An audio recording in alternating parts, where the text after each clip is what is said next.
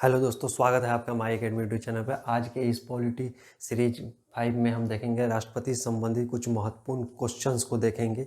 जो जितने भी महत्वपूर्ण क्वेश्चंस हैं उनका एक सीरीज हम लोगों ने शुरू करने जा रहे हैं, जिसके तहत हम राष्ट्रपति से संबंधित जो क्वेश्चन है या पॉलिटी का जो भी लेक्चर होगा उससे संबंधित जो इंपॉर्टेंट क्वेश्चन है उसके एक सीरीज में देखते हैं। कृपया अंत तक बने रहें और पूरे क्वेश्चन को बारी बारी से समझें। चलिए दोस्तों, शुरू करते हैं। पहला क्वेश्चन है कि राष्ट्रपति की उम्मीदवार के लिए आवश्यक नहीं है। तो राष्ट्रपति के चुनाव लड़ने के लिए राष्ट्रपति का कोई उम्मीदवार है तो उसके लिए क्या आवश्यक नहीं है।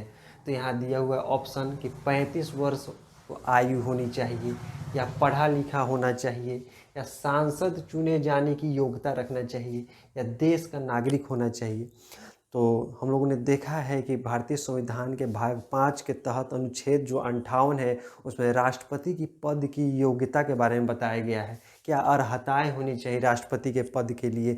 तो राष्ट्रपति भारत का नागरिक होना आवश्यक है, 35 वर्ष की आयु पूर्ण कर चुका होना चाहिए, लोकसभा का सदस्य बनने की योग्यता रखना चाहिए, पढ़ा लिखा हो या नहीं हो इसकी कहीं कोई जिक्र नहीं किया गया है कि राष्ट्रपति के उम्मीदवार को पढ़ा लिखा ही होना या एमए की डिग्री होना चाहिए या पीएचडी होना चाहिए, ऐसा कहीं नहीं लिखा गया है। इसलिए इसका ऑप्शन बी होगा कि राष्ट्रपति को पढ़ा लिखा होना आवश्यक नहीं है। बाकी शेष जो 3 ऑप्शन है सही है। नेक्स्ट क्वेश्चन हम देखेंगे कि राष्ट्रपति के निर्वाचक राज्य का मुख्यमंत्री मतदान करने के लिए पात्र नहीं होता है। राष्ट्रपति का जो वोटिंग होता है, निर्वाचन होता है, तो उसमें हम देखेंगे कि राज्य का मुख्यमंत्री जो है किस परिस्थिति में मतदान करने के पात्र नहीं होगा।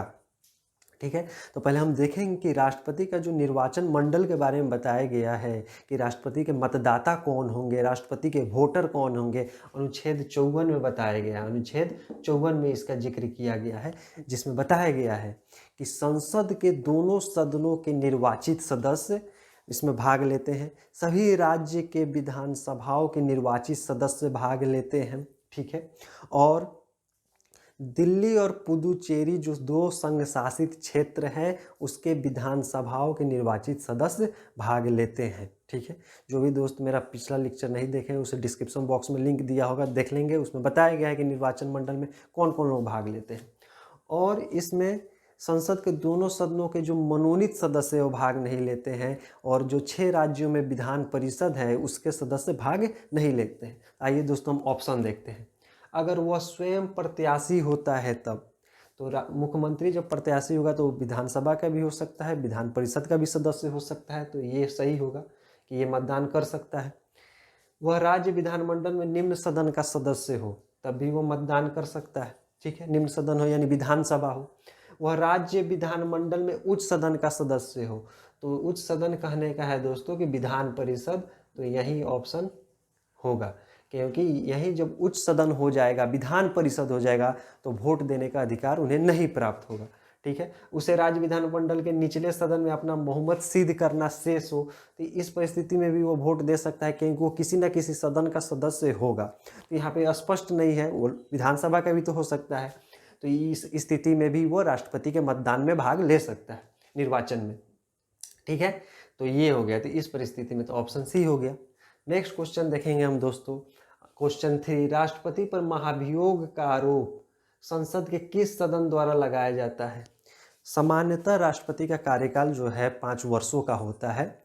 अगर संसद को ऐसा प्रतीत होता है कि राष्ट्रपति संविधान के नियमों के अनुरूप कार्य नहीं कर रहे हैं, तो संसद द्वारा क्या किया जाएगा, उन पर महाभियोग लाया जाएगा। संसद के किसी भी सदन द्वारा उन पर महाभियोग लाया जाता है। अनुच्छेद 61 में इसका जिक्र किया गया है महाभियोग का। ठीक है, तो यही क्वेश्चन पूछ रहा है कि राष्ट्रपति पर महाभियोग, जो राष्ट्रपति को उनके पद से हटाने की प्रक्रिया है, महाभियोग उनके हटाने की प्रक्रिया है। ठीक है, इसे अर्ध न्यायिक प्रक्रिया भी बोलते हैं। ठीक है, तो महाभियोग का आरोप संसद के किस सदन द्वारा लाया जाता है, तो किसी भी सदन द्वारा लाया जाता है। लोकसभा में भी लाया जा सकता है, राज्यसभा में भी लाया जा सकता है। ठीक है दोस्तों, नेक्स्ट क्वेश्चन देखते हैं।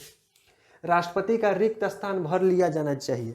अगर राष्ट्रपति का समानतः 5 वर्ष का जो पद का अवधि है, जो अनुच्छेद 56 में दिया गया है, ठीक है, समानतः 5 वर्ष का होता है। अगर उनकी मृत्यु हो जाए या वो त्यागपत्र स्वयं अपना दे देते हैं, ठीक है, आकस्मिक निधन हो जाता है, तो उस परिस्थिति में उनका जो रिक्त स्थान है वो अधिकतम अवधि उनका 6 माह, 6 माह के अंदर उनके रिक्त स्थान को भर लिया जाना चाहिए। ठीक है, तो कितना होना चाहिए? 6 माह। ठीक है, नेक्स्ट है, निम्नलिखित में से कौन सा भारत के राष्ट्रपति के निर्वाचक गण का तो भाग है परंतु उसके महाभियोग अधिकरण का भाग नहीं है? यह प्रश्न कह रहा है, देखिए क्वेश्चन नंबर जो 5 है उसमें यह बताया जाता है कि वो कौन सा व्यक्ति है या कौन सा सदन है जिसके सदस्य जो हैं राष्ट्रपति को वोट तो देते हैं। तो कौन सा सदन है जिसके सदस्य, निर्वाचित सदस्य जो हैं राष्ट्रपति को तो वोट देते हैं, लेकिन और राष्ट्रपति के हटाने की प्रक्रिया में, राष्ट्रपति के पद से उनको हटाने की प्रक्रिया जिसको महाभियोग बोलते हैं, उसमें भाग नहीं लेते हैं। तो देखिए दोस्तों, इसमें कौन भाग नहीं लेते हैं? ठीक है, जो वोट देते हैं, जैसे विधानसभा, लोकसभा के लोग, लोकसभा के जो सदस्य हैं उनके चुनाव में भी भाग लेते हैं और उनके महाभियोग में भी भाग लेते हैं। राज्यसभा के भी जो सदस्य हैं उनके चुनाव में भी भाग लेते हैं, उनके हटाने में भी भाग लेते हैं। लेकिन विधानसभा के जो सदस्य हैं, निर्वाचित सदस्य, उनके चुनाव में तो भाग लेते हैं लेकिन उनके हटाने की विधि जो है महाभियोग विधि, उसमें भाग नहीं लेते हैं। ठीक है, महाभियोग में संसद के दोनों सदनों के सभी सदस्य भाग लेते हैं। ठीक है, जो उपराष्ट्रपति के चुनाव में भी भाग लेते हैं, उपराष्ट्रपति के चुनाव में संसद के दोनों सदनों के सदस्य, सभी सदस्य भाग लेते हैं, और राष्ट्रपति के महाभियोग में भी संसद के दोनों सदनों के सभी सदस्य भाग लेते हैं, लेकिन राज्य विधानसभा के सदस्य भाग नहीं लेते हैं। ठीक है, तो ये हो गया आंसर सी। नेक्स्ट क्वेश्चन है, राष्ट्रपति अपना त्यागपत्र किसको संबोधित करके देते हैं? तो राष्ट्रपति अपना त्यागपत्र उपराष्ट्रपति को देते हैं। ठीक है, और उपराष्ट्रपति इसकी तुरंत सूचना लोकसभा अध्यक्ष को देते हैं। तो राष्ट्रपति अपना त्यागपत्र उपराष्ट्रपति को संबोधित करके देते हैं, उपराष्ट्रपति को।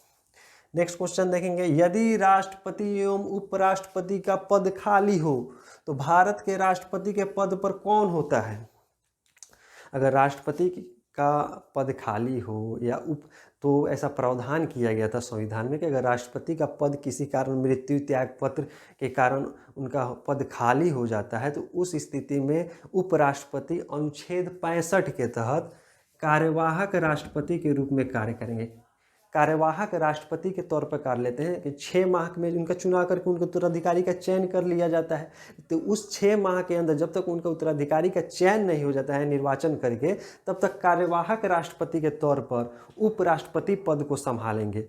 अगर उपराष्ट्रपति का भी पद रिक्त है तो उस स्थिति में जो सर्वोच्च न्यायालय के मुख्य न्यायाधीश हैं वो कार्यवाहक राष्ट्रपति के तौर पर कार्य करेंगे। यह एक अधिनियम लाया गया था 1969 में, राष्ट्रपति उत्तराधिकार अधिनियम।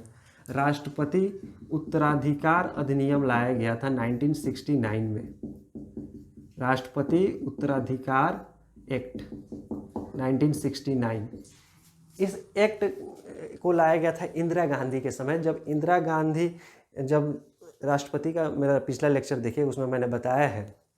सबसे पहले तो डॉक्टर राजेंद्र प्रसाद, ठीक है, उसके बाद डॉक्टर राधाकृष्णन, उसके बाद डॉक्टर जाकिर हुसैन। तो डॉक्टर जाकिर हुसैन की मृत्यु हो जाती है, 2 साल कार्य करते हैं 1967 से 1969 में उनकी मृत्यु हो जाती है।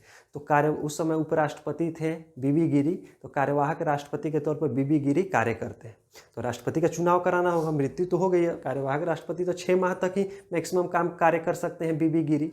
तो उस परिस्थिति में क्या हुआ, जब राष्ट्रपति के पद के उम्मीदवार की घोषणा होती है, ठीक है, तो नीलम संजीव रेड्डी की घोषणा की जाती है कांग्रेस की तरफ से। और नीलम संजीव रेड्डी इंदिरा गांधी को पसंद नहीं थे, इंदिरा गांधी को हमेशा टोक देते थे, किसी भी कार्य में टोकने का काम करते थे। इसलिए इंदिरा गांधी नीलम संजीव रेड्डी के लिए समर्थन नहीं कर रहे थे। इसलिए उन्होंने उसी समय एक अधिनियम लाया, राष्ट्रपति उत्तराधिकार अधिनियम, जिसके तहत यह प्रावधान किया गया कि अगर उपराष्ट्रपति का भी पद रिक्त है तो सर्वोच्च न्यायालय के मुख्य न्यायाधीश उस पद का कार्यवाहक राष्ट्रपति के तौर पर कार्य करेंगे।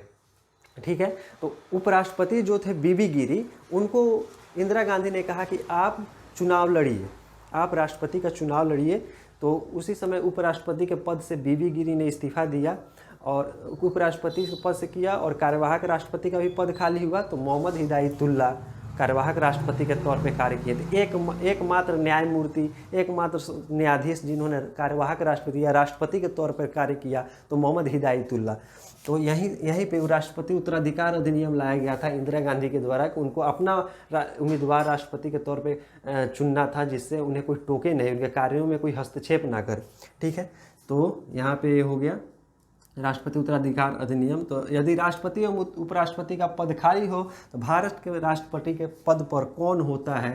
तो Bharat CJI, chief justice of India, chief justice of India. ठीक है, अब है कि अनुच्छेद 108 के अंतर्गत लोकसभा और राज्यसभा की संयुक्त बैठक आहूत की जाती है। ठीक है, लोकसभा और राज्यसभा की जो संयुक्त बैठक आहूत की जाती है तो किसके द्वारा आहूत की जाती है? तो राष्ट्रपति द्वारा। किसके द्वारा आहूत की जाती है?